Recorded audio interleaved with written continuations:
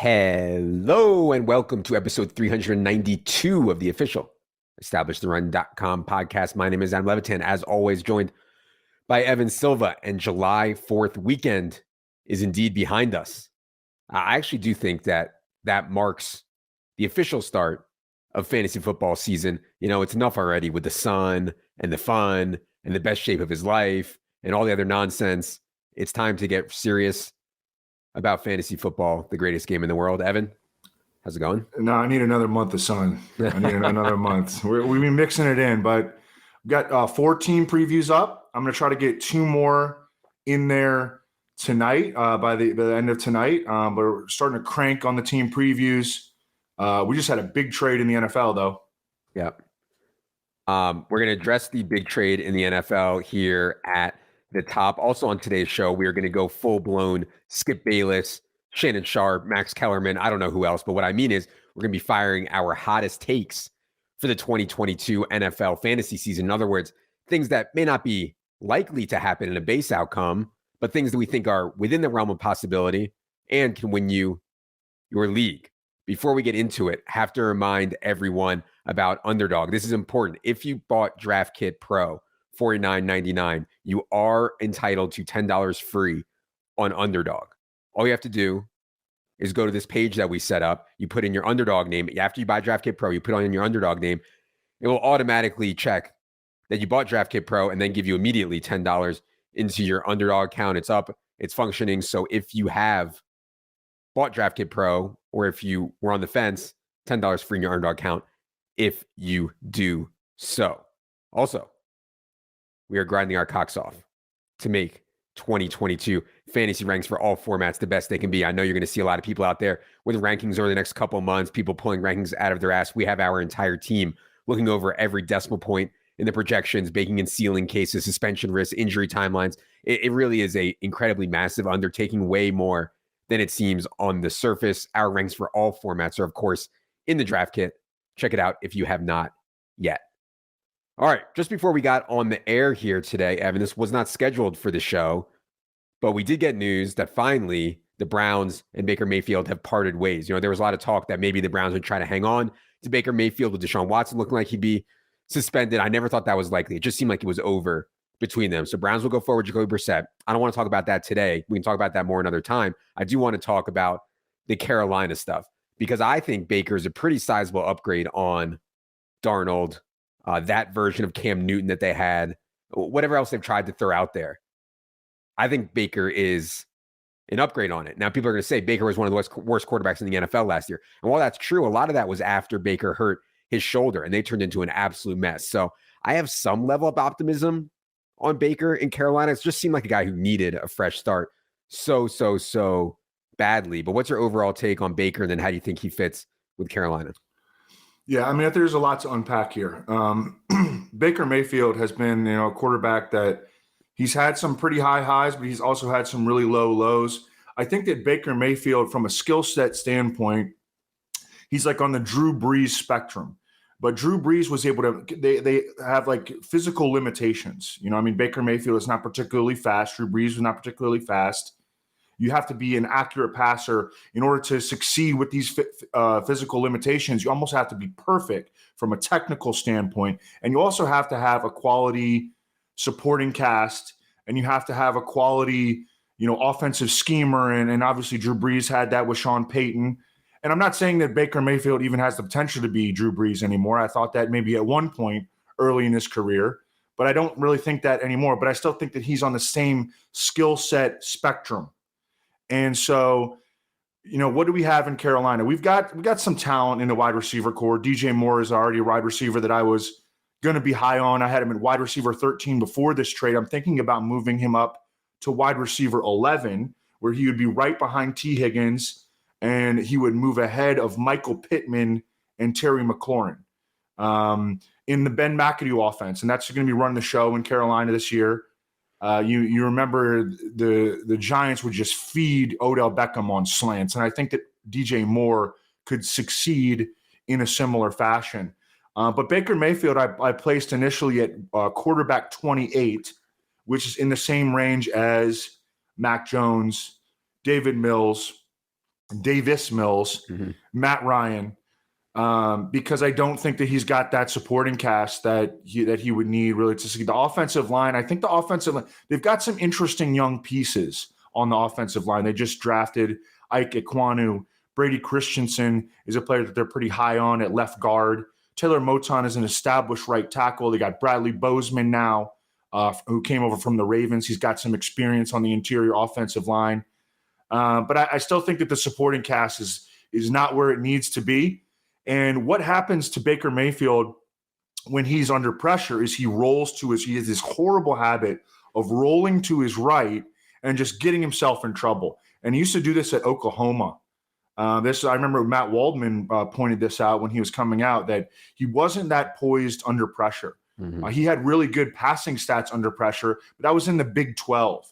And when this has happened to him in the NFL, I mean, just the offense will absolutely crumble because he's not fast enough to beat even defensive ends to the perimeter. And then he's, limiting himself to one side of the field when he gets over there. I can totally see that problem coming back to him in Carolina, because I'm not sure that the protection is going to be there. It's pretty late in the process to do a trade. And it's not too late, but he missed the whole offseason program. He'll be learning a new offense here in Carolina. We have adjusted the ranks. We actually had Christian McCaffrey number one the entire time, but I do feel a little bit better about Christian McCaffrey with Baker there. We were already high on DJ Moore, as Evan said. We've actually moved DJ Moore up to wide receiver 10 in half PPR. Evan said he was considering moving up to wide receiver 11 in his personal top 150. And the guy who I think is the best value, who we've had as a huge value all along, is Robbie Anderson. I mean, Robbie Anderson was going like 180, 190, and we had him in like the 150s. I think you can make a case to take him now in the 120s or 130s on Robbie Anderson, who I know was so bad at times last year, but you saw it late where he showed up. And I think Baker at least creates some stability for the team and at the quarterback position. So I just feel better about all those guys with Baker. Not to say that Baker's some world beater, but I feel better about all of them. And it's not that long ago. Baker's rookie year, I mean, I know you remember, Evan. Baker was good. His legit looked like he was on the path to stardom, and it just all fell apart from there. So I think he can rekindle that to some degree at least. Well, I mean, I think that the NFL is a more fun league when guys like Baker Mayfield, who play with a lot of passion, are playing at their peak level. So I kind of hope that I saw that the markets have moved a little bit. It looked like the Panthers, their win total previously at a lot of sports books was 5.5. It moved up to 6.5. I don't know. I'm excited to get to work on the Panthers team preview. I might try to bang that out tonight. Okay. Look for that on the site along with the rest of Evan's team by team previews, which, by the way, if you guys are just getting back into fantasy, I really do think the team by team previews are like the best way to get caught up, do a 5-minute read on each team and get completely caught up. Okay. Let's get into what we said we were going to do on this show, which is hot takes. Basically, Evan and I are going to go through, give our hottest takes for the 2022 NFL season and attempt to defend them, even though they are long shots. I will go first here, Evan. My number one hot take, and I have 5 here that I'll get to. My number one hot take, Juju SmithSchuster finishes as a top 5 fantasy wide receiver in full PPR. Now, if you remember, it is not that long ago Juju SmithSchuster was the consensus number 1 Dynasty player. In all of Dynasty, people were on Juju SmithSchuster as the number 1 player. That was not that long ago. It was just a few years ago. He was coming off a 97 catch season in 2020, in which Ben Roethlisberger was already in his decline. Juju SmithSchuster is still only 25 years old, will turn 26 in November. Now he goes to a situation where the Chiefs led the entire NFL in pass rate over expectation last season. Would not be surprised if they do so again. Tyreek Hill is gone. Travis Kelce turns 33 years old in October. And on top of that, maybe most importantly, Evan, we have the TikTok narrative. Juju famously loves to TikTok. Jackson Mahomes famously loves to TikTok. Is it that crazy to think that these two could form a special bond and Patrick could raise his target rate at Juju because him and his brother and Juju are doing TikToks together? But honestly, like our base case, our most likely outcome for Juju has him around 81 catches this season, and that's ahead of Sky Moore, 54, Nicole, 46, MVS, 46. But I think there's a lot of ways that the gap stretches wider there in favor of Juju. I'm not sold on MVS in this role. Nicole has been bad, obviously, and Sky Moore is a rookie who a lot of teams passed on. So I get that Juju didn't get a big contract. I think there's a lot of ways he could see 160, 170, 200 targets in this offense. And all of a sudden you're looking at a guy who's catching 7-8 balls a game from Patrick Mahomes. So that's my take for Juju. Any thoughts on that? And then you can go ahead with your Yeah, I mean, through the first 2 years of his career, and a lot of people chalk it up to Antonio Brown drawing coverage away from him. I mean, he was also playing with a Hall of Fame quarterback. Ben Roethlisberger was playing at a high level at that time. But through his first couple of years in the league, I mean, Juju Smith-Schuster, if you compared his first couple of years in the league to like any other receiver, I mean, he had like one of the top 10 of all time. Yeah. I mean, the top 10 starts from a production standpoint. Right. He's still real young. I don't know. Hopefully the government gets rid of TikTok because we don't need that. But could the TikTok narrative go sideways though if Jackson Mahomes starts getting jealous of how many TikTok followers? Do you even have followers on TikTok? I don't know. No, I don't know. I have no idea. Oh yeah, I don't either. But could that go sideways if it starts to become like could it become a locker room issue? No, but one thing I'll say is that stacking the Chiefs, and I'm doing this right now. I'm doing a draft with Michael Salfino and Scott Pianowski for their podcast, and we're gonna analyze it on a podcast after we finish it. Stacking the Chiefs this year it's the easiest it's been in like a half decade. I mean, outside of Kelsey, everybody is so cheap. Yeah. And I think even Kelsey is to some extent undervalued. Actually, last night, I just started a FFPC main event slow draft with Connor Allen and Ryan Noonan and Joe Pano of 4for4 football. And we got Travis Kelsey at like right near the 1-2 turn. That's in tight end premium. Yeah, that's crazy in tight end premium. Yeah. But stacking the Chiefs, I mean, it is, Clyde Edwards-Helaire is cheap. MVS is cheap. Juju's pretty cheap. I could see him rising. I mean, I wouldn't mind moving him up. I have him wide receiver 28 right now. I wouldn't mind moving him up into the early 20s. Even Patrick Mahomes, I mean, you can get him obviously every time in the second round and a lot of times in the third round. But stacking the Chiefs, and Sky Moore also is a guy that's, very much available. But stacking the Chiefs has never been this easy as it is this year. Yep, totally agree. Yep. All right, go ahead with your first hot take. My first hot take is that Tony Pollard is going to outtouch Ezekiel Elliott this year, and that this is going to be the year that the tables turn and the Cowboys just have to acknowledge. And I don't think it's going to happen in September, but I do think it could happen by October, that the tables turn and the Cowboys coaching staff, despite Jerry Jones and all the financial commitments that the Cowboys have made to Ezekiel Elliott, the coaching staff just steps forward and says, listen, we got to play our best back. They don't have as much firepower as they have had in recent years. And, Michael Gallup isn't going to be available early in the season. Amari Cooper is gone. Their offensive line has started to take some steps back. And they're going to need more explosiveness on the field. Go read the Cowboys team preview. I mean, it's almost stunning how much more effective Tony Pollard was last year than Ezekiel Elliott. And I understand that the Cowboys are chalking up Ezekiel Elliott's struggles to the PCL injury and all that, but I mean, he's really devolved and regressed into a grinding power back who's totally ineffective in the passing game. And Tony Pollard is better at breaking tackles. Yeah. He's more elusive. He's much better as a receiver.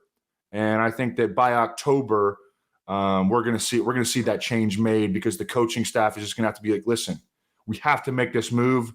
And if the Cowboys struggle out the gate, like the Jones are going to have to sign off on it.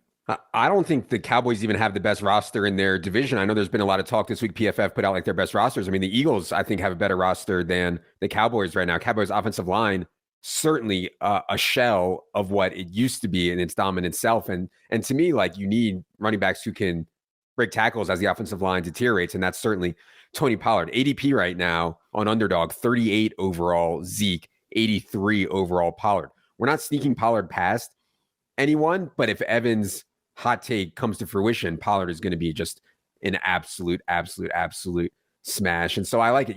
My concern is always that ownership runs the Cowboys, and ownership gave Zeke $90 million. And so they look really bad if they bench the guy they gave $90 million to. Like, they look like idiots, but maybe they'll be okay with that because they're not winning. You know what I mean? Yeah. Yeah. I mean, listen, winning cures is the cure all for everything. Tyron Smith and Zach Martin, like, they are getting old. Yeah. All right. My second hot take is the following. DeAndre Swift will lead the NFL in yards from scrimmage.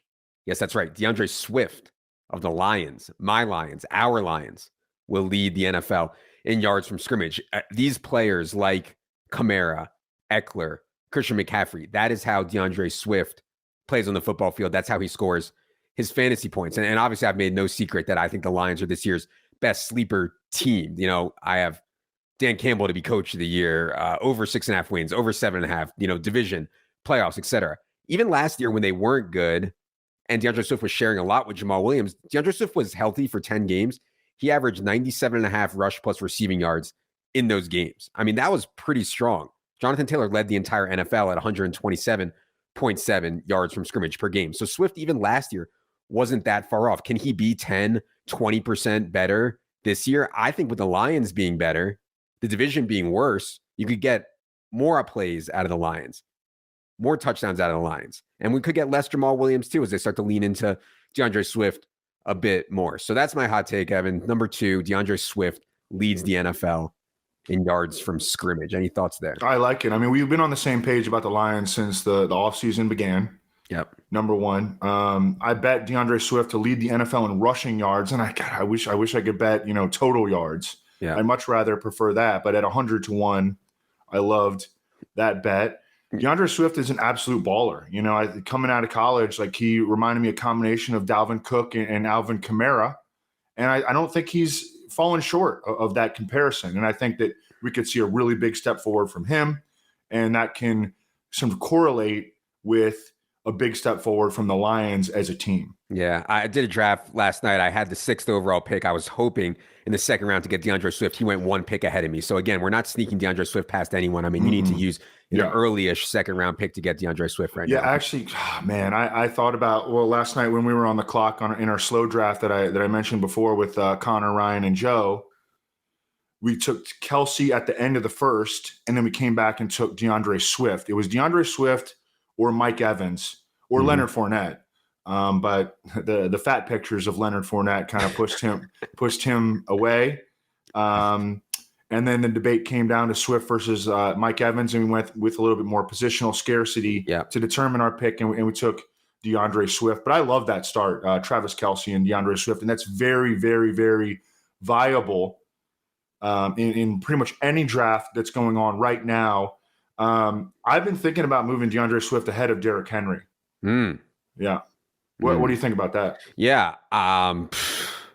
Full PPR, I could definitely, I could definitely make a case for it. Half, I think it's harder. We actually got a question about Derrick Henry we're doing a mailbag pod next episode. So stay tuned for that. We got a question about Derrick Henry. We'll go more into that. But yeah, I mean, I obviously just want to be high on DeAndre Swift in any kind of pass catching setting, but really half PPR I think is fine for DeAndre Swift, but full PPR, it's just total sex. All right, go ahead with your second one, Evan. So this one's really going to piss off Leone, which makes me really like it, all the more. Because I think Leone's got Taysom Hill as like in the 30s among tight ends, and I have him tight end 21. And Leone was going over our differences before the Man versus Machine podcast, and he was like, "What are you doing having Taysom Hill like tight end 21?" Oh no, he said because I have him ahead of Evan Ingram. The great Evan Ingram, headed for the Hall, headed for Canton, right? No, but the multi-dimensional scoring potential of Taysom Hill. So let's just talk about the tight end field, because every year, I mean, there's only 4 tight ends that matter, right? I mean, we talk ourselves into guys like Irv Smith, and one year Mike Gesicki, the other year, and Big Bob Tonyan. I mean, guys in that 12 to that amorphous, tight end 10 to tight end 25 range. I mean, they're like really all the same, and some guys will pop sometimes, but the vast majority are not even going to come close to popping and like probably hurting you if you're playing them. But Taysom Hill, I have at tight end 21 right now, and that's because I think that he's got a lot of theoretical upside. I mean, he probably won't realize all of it. He probably won't make good on all of it, but I mean, what if he gets a couple, rushing attempts down near the goal line? What if he gets some passes, in red zone in scoring position? You look at the complexion of the tight end depth chart in New Orleans right now. Adam Troutman is like more of a blocker. Nick Vannett is like a journeyman. And Taysom Hill is like a very good athlete who they know that they can trust in high leverage situations. I know that Sean Payton is gone, and that was, that was Taysom Hill's boy, or Sean Payton. Taysom Hill was Sean Payton's boy, and so that may hurt. But I mean, the entire rest of the coaching staff is coming back. I mean, Pete Carmichael has been there for almost the entire time that Sean Payton has been there, and he's now running the offense. And I think that they, especially if Alvin Kamara is suspended, and he's going to be suspended, and it could be as 6+ games, they're going to have to find ways to manufacture and generate offense. Michael Thomas is not a player that they can rely on at this point. Chris Olave is a rookie, although he's upcoming in one of my other hot takes. But Taysom Hill, I think, could surprise and be like a very, very viable tight end, especially when Alvin Kamara is gone. I think he's going to be an interesting DFS play, assuming that we get him as a full-time tight end on DK and all that. Yeah, it's interesting whenever Taysom comes in at tight end on DraftKings or FanDuel. Last year he hardly played anything besides quarterback. The point that you made, the point that you made that where it actually can hit is the Alvin Kamara stuff to me, because without Alvin Kamara, I mean, they need runners. I mean, they have like, I don't really believe in Mark Ingram at all. And then they have like Tony Jones and like some other dust balls. Like, I mean, they're going to need Taysom to carry the football, I think, and do some. They need playmakers. And also, like they could mix and match with Jameis and give Taysom some read option stuff and things like that around the goal line. It's just the gimmicky players. It's hard. I understand what you're saying about tight end and being thin. It's hard for me to get on a guy who I think like his base case is like 2 or 3 touches a game, right? Or like 3 or 4 touches a game. But, Okay. Well, I'll be playing him. You won't. By the way, we did get a good report on Jameis. He's back practicing without the brace on his knee. Is Jameis, so looking good on Jameis's knee. Yeah. All right, I'll go to number 3, and people aren't going to like this one, man. There is a lot of AJ Brown lover boys out there, and I like AJ Brown too. But my number 3 hot take is AJ Brown will not finish as a top 25 fantasy wide receiver. That is a hot take because AJ Brown's current ADP is around wide receiver 11. This is not anything about AJ Brown's talent. Obviously, the dude is a total freak. And one thing that scares me about this take is that we have the best friends narrative. Jalen Hurts and AJ Brown are boys. They took their kids to Disney World together. They got the picture and everything. But the target competition in Philly is unlike anything AJ Brown faced in Tennessee. I think Devontae Smith showed a lot as a rookie. Like, he's a legit target competition. I think that Dallas Goedert is very, very good at the tight end spot. Then their depth is fine. Like Zach Pascal and Quez Watkins, they can steal some targets also. And that would be okay if this was one of a team like Buffalo or Kansas City or Tampa, but it's not. I mean, I'm not sure that the pass rate over expectation for the Eagles will be any better than it was for AJ Brown when he was on the Titans. The Eagles last year were 29th in pass rate over expectation and 29th in raw attempts per game. Only Seattle, San Francisco, and New Orleans threw it fewer times than Philly. And as Thorman pointed out recently on Twitter, the Eagles did start off pass-centric last year, but they started off 2-4. And the coaches were like, screw this. They finished the year 7-4 as one of the NFL's most run-heavy teams. So I'm not sure AJ Brown changes that necessarily. And honestly, as a thrower, like I think Ryan Tannehill is probably better right now as a thrower than Jalen Hurts anyways. So I know this is like a lot of negativity around the guy who I just want to close my eyes on bet on talent for, but he's being priced at like the peak to me, wide receiver 11. I think something like a wide receiver 15 to 20 is more likely, and would not shock me if he has some really low floor games as well. But man, I hate betting against this guy, but I got to do it. Any thoughts there, Evan? And then you can go to your next take. Yeah, I mean, he's an awesome player. You know, he's what an absolute stud he is, and what a great move that was for the Eagles to get him. But I'm with you. I started off with AJ Brown like wide receiver 12, and I started to move him slowly down or steadily down. He's at wide receiver 16 right now. And I mean, I don't like where he is really even in the top 150 as I've started to do actual drafts and test my rankings against actual drafts.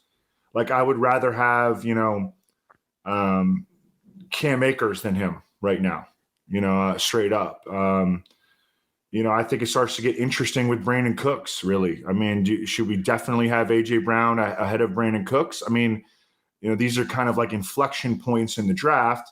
Allen Robinson, Jalen Waddle. Well, that's not going to be a choice because he's going to go way before those guys. Well, I mean, then I think we've just kind of resigned ourselves. Like, we're not getting A.J. Brown this year. Right. Like, to me, definitely T. Higgins, definitely DJ Moore, probably Keenan Allen. Then we have like Mike Williams, Waddle, like guys like that. That's where the range where I start to think that there's some other considerations, like who would you rather have between AJ Brown and Michael Pittman? Definitely Michael Pittman. Right. All right. There's a hot take. We're on the same page, John. Go ahead, Evan, with your next hot take. Okay. Chris Olave will finish as a top 15 wide receiver. Oh, baby. Yeah. And it's another case of, where are the plays going to be made in this offense? And I think that there are going to be plays made. I mean, they play indoors. They've still got a really good offensive line. Jameis, I really like the progress reports they've gotten on Jameis's recovery. And it's really this simple. Okay. Jameis Winston throws the ball best outside the numbers by any metric that you could possibly find. He's never been great throwing in the middle field. That's where he throws like all his picks. He's never been good throwing in the middle of the field, but the dude can rip it outside the numbers. And Chris Olave is almost a purely outside the numbers receiver. You go back and watch where he played at Ohio State. He's not a slot guy. He was not a dirty work receiver at all. He's a perimeter winner. The Saints traded a boatload to get him. An insane amount. And I mean, he's going to be on the field right away. I mean, there are no question marks about his playing time, and there are big question marks about Michael Thomas, and big question marks about who else is going to are going to occupy those other receiver spots. We got big question marks at tight end to the extent that I'm even trying to talk up Taysom Hill. Okay, so Chris Olave out the gate. I mean, he's going to come out guns blazing, and I think that the way that he plays suits the way that Jameis Winston plays. Have we heard from Underhill on the status of Michael Thomas? Because it doesn't seem like crystal clear that Michael Thomas is going to be ready for camp. Underhill has been in Rome. So, I don't really know. Who's not in Rome when I come up with a fantasy question for his team. Jordan Ranan always responds within 5 minutes. So Underhill better might get have to make a rankings change. Yeah. So Chris Olave right now is going 22 spots after Michael Thomas. Chris Olave is going around 100th overall, about 25 spots ahead of teammate Jarvis Landry. And yeah, it's interesting. I mean, when Jameis gets going, obviously he gets going deep to the perimeter, and obviously that's where Chris Olave is going to play. That's not really where Michael Thomas and Jarvis Landry play. So I think that one's interesting. I haven't had a strong take at all about the Saints stuff. So much has been in flux with Michael Thomas and Alvin Kamara. I have paralyzation there. So I honestly haven't drafted a lot of Olave. I haven't thought too much about it, but yeah, I think it's at least a good case. They give up an incredible amount to get him. I mean, they obviously really like it. All right. My fourth one might be my hottest take, Evan. My fourth one is Nico Collins of the Houston Texans goes for 1,000 receiving yards this season. I think the most underrated quarterback offensive coordinator duo in the league is Davis Mills and Pep Hamilton. Davis Mills, 6'4", 225, round 3 pick last year. Awful circumstances as a rookie in Houston, goes over 300 yards 4 times in 11 starts. That's hard to do, man. No matter what you are, no matter what the situation is, no matter how much you're throwing, going over 300 yards as a passer in the NFL is not easy to do as a stone cold rookie when you only start 11 times. He did it 4 times.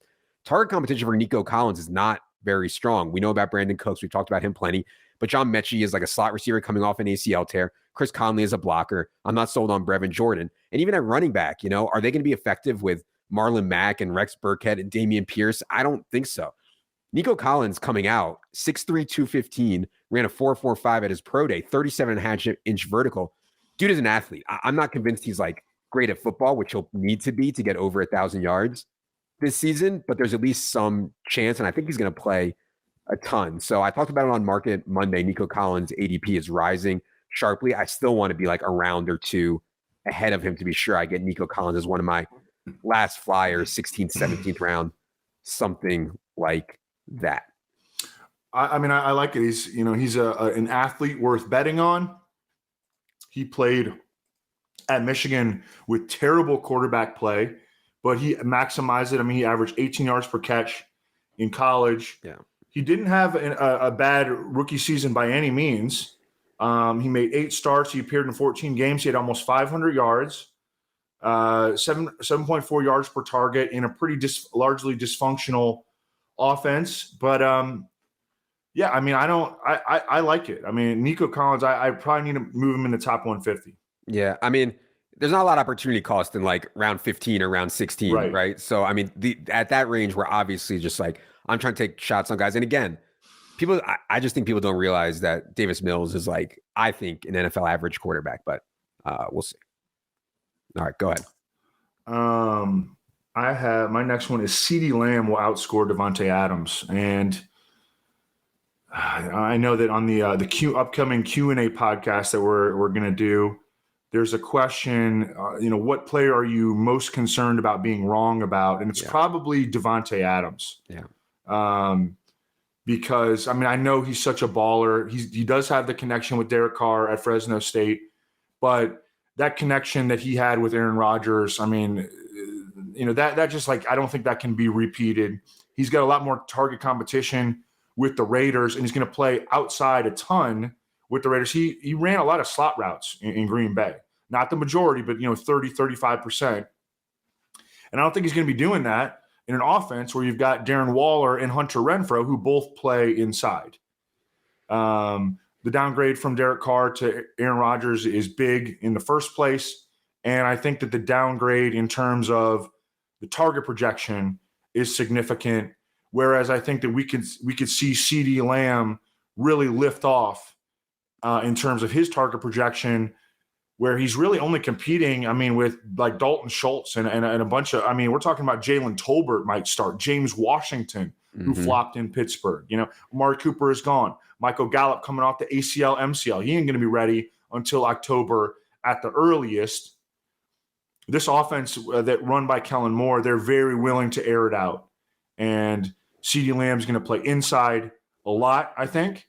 And I think that he's just going to gobble up targets. And he's a guy that has always been really good after the catch. So the clear-cut number one in a prolific passing offense at age 23, that's a guy I want to bet on. Davante Adams changing offenses, downgrading quarterbacks, et cetera. Increased competition, nearing age 30. Yeah, and Davante Adams increased competition, with Renfrow and Waller. CeeDee Lamb decreased competition with Amari gone and Michael Gallup hurt. Our projections aren't that far off on these guys. We have Davante Adams for 1,268 yards this season right now, and we have CeeDee Lamb for 1,159. So, like, only a 100-yard difference between these guys over a 17-game season in our base projections. Certainly, well within the range for CeeDee Lamb to outscore Davante Adams. That one would not shock me at all. But when you're in drafts, I mean, Davante Adams still goes like top 10, almost every draft. And CeeDee Lamb never goes really in that range. 100%. All right. Last one for me is at the running back position. Chase Edmonds will finish as a top 20 running back. And that might not sound that hot. Chase Edmonds' current ADP is the RB 37. So my hot take is that he finishes a top 20 running back. Obviously, it's very, very crowded in Miami right now, and projections account for that. We have Raheem Mostert and Sony Michel with work. We have Gaskin with a sprinkle of work. We have Tyreek Hill with a little bit of a rushing share in Miami. But there's going to be some binary change there. In other words, like, all of them aren't going to play on Sundays. A running back will get cut, and then like one of them won't dress on Sundays. One won't be in the rotation or something. It's going to get thinned out naturally. Chase Edmonds is the only one who actually got paid 2 years, $12.1 million with $6.1 million guaranteed. Raheem Mostert has a 1-year deal with $1 million guaranteed. Sony Michel has like no guaranteed money in his contract, and Myles Gaskin is still on his rookie deal, his round 7 rookie deal. And again, I keep going back to this archetype of running backs that I want. Chase Edmonds is the archetype, 4.3 targets per game last 2 years as a part-time player. I think Tua's best throws are short. Like, his most common throws are for sure short. And then on top of all that, I just think the Dolphins can be good. And so in order to finish as a top 20 running back, like, it helps so much. If your team is good, you control the ball, you score touchdowns. And with the talent that Miami has, like, they have a chance to actually be pretty good. Win 8, 9, 10, 11 games would not shock anyone. So I'll go with Chase Edmonds, top 20 running back this season. Obviously, it helps in half or full PPR for that. But yeah, top 20 running back, Chase Edmonds. Always been a Chase Edmonds fan. Really like that he's getting this opportunity. I'm skeptical that he's going to get the workload commensurate with that. But I mean, top 20 RB, that's actually not that hot of a take. I mean, his ADP is RB 37. Is that right? I just couldn't believe it. I mean, RB 37. Yeah. Okay. Yeah, I think I have him like RB 31. But yeah, I mean, he's a good player. Definitely a good player. And I agree with you that he should have a somewhat commanding lead on the top job in Miami. I will wrap up with Chase Claypool outscores Deontay Johnson. And we're going to talk about this more extensively on the Q&A podcast. Mm-hmm. But, you know, Big Ben moving on. I mean, I think that the way that he played really, really suited the way that Deontay Johnson played and the low ADOT routes that Deontay Johnson would run. And this offense is not going to be – it's not – I mean, the offense was controlled by Big Ben. And now it's going to be controlled by Matt Canada. And the complexion of the quarterback situation is going to be different. And I mean, I still have Deontay Johnson right now as I think wide receiver 20. But I think that he's kind of a scary pick this year. And I'm getting Chase Claypool in like every single draft. From a talent standpoint, Chase Claypool is almost unrivaled. He's on the level of Megatron from an athletic measurable standpoint. And he just has a lot more big play potential. He's also due for a ton of positive touchdown regression. He scored 11 touchdowns as a rookie in 2020, only 2 last year. Yeah. I agree with you that Deontay is too high. And I agree with you. I'd rather have Chase Claypool 104 than Deontay Johnson at 41st overall. Those are their underdog ADPs for sure. My concern is that last year, like Chase Claypool was so bad. He got like benched. Like they were playing like total dust balls over Chase Claypool. But then again, that's why he's available at 104 overall. I don't want to take too much away from Deontay. And we'll talk about this more in the next one. I don't want to take too much away from him by saying he only got targets because Ben Roethlisberger was there and Ben Roethlisberger loved him. I mean, Deontay Johnson gets open, period. And he earns targets. So, I think he'll do the same thing with a new quarterback. But yeah, I mean, anybody can run, 3 yards downfield and turn around and catch it. Like, I mean, he drops a lot of them too. So right. It for sure drops a lot of them. There's no doubt about that. We'll talk more about the Deontay stuff on the next episode. Be sure you stick around for that. It will be a mailbag episode. But this hot take episode has been fun. I'm sure the video team can do something fun, like turn Evan's face into Skip Bayless or something like that as he fires off. Please don't. Shout out to the video team. Steven and his team are just absolutely killing it. Everything you see out there on Twitter and YouTube and stuff comes from a whole team of people who are just doing absolute yeoman's work for us, making funny videos, keeping everybody entertained. All right. We'll be back next time for the mailbag pod. Again, if you have not picked up the draft kit yet, please go to establishyourrun.com and do so. It is officially draft season. For Evan, for producer Luke, I am Adam. Good luck, everybody.